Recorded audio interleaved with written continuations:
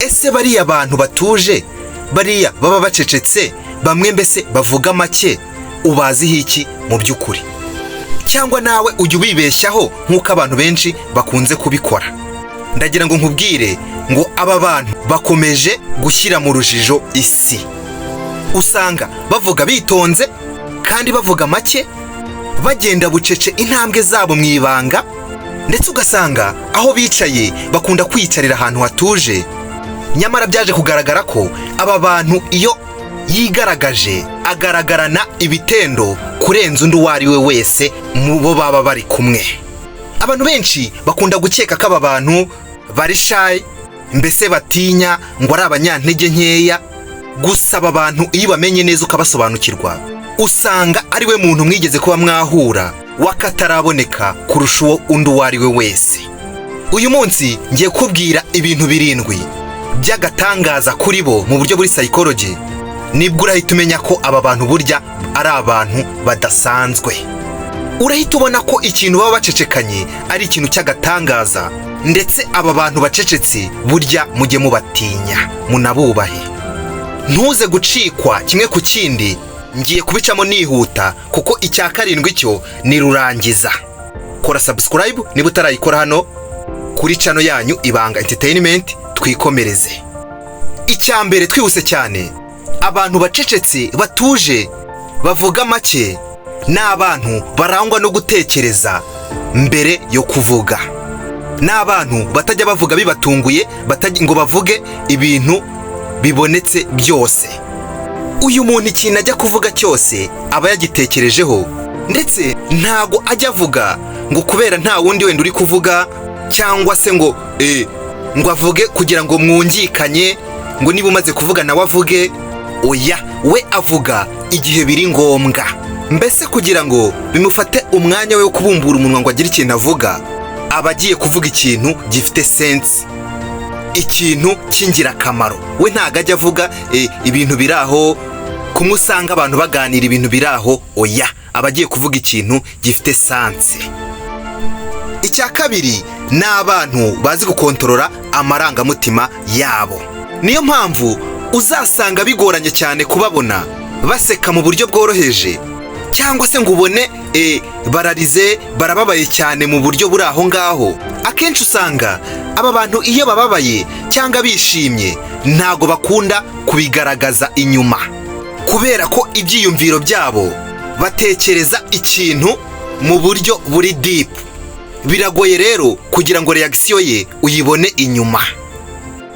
Ikintu cya 3, aba bantu ni abantu bitegereza buri kantu kose, akantu ku kandi.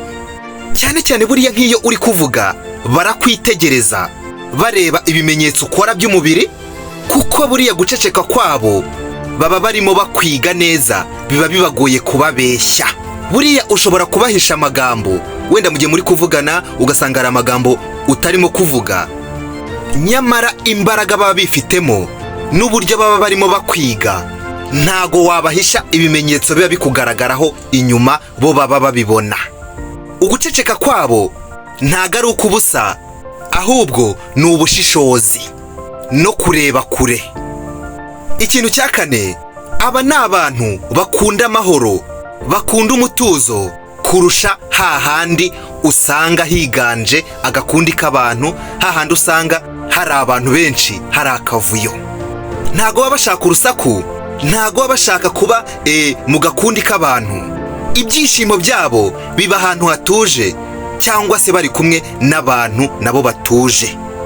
Ikintu gitangaje rero, burya umuntu umeze uku nguku, umuntu utuje ucecetse, ashobora kumva ari wenyine mu gihe ari nko muri cya cyumba kirimo abantu, harimo urusaku, akumva ari wenyine. Nyamara yagera muri cya cyumba gituje akumva nibwo atari wenyine, nibwo adafite irungu. Icya 5 ni abantu bazi guhanga udushya ku rwego rw'akataraboneka. Aba bantu ubwonko bwabo baba bumeze nka workshop. Mu gihe abandi bose baba bari mu rusaku basakuza, we aba ari aho ngaho arimo yimagine ibintu, yubaka ibintu muri we, ndetse anakemura cyangwa se ashaka ibisubizo by'ibintu runaka. uguceceka kwe cyangwa se uguceceka kw'aba bantu kurema ibitekerezo. Icya gatandatu rero, aba bantu ni abantu bari royo cyangwa se ni abantu b'abizerwa ku rwego rukomeye.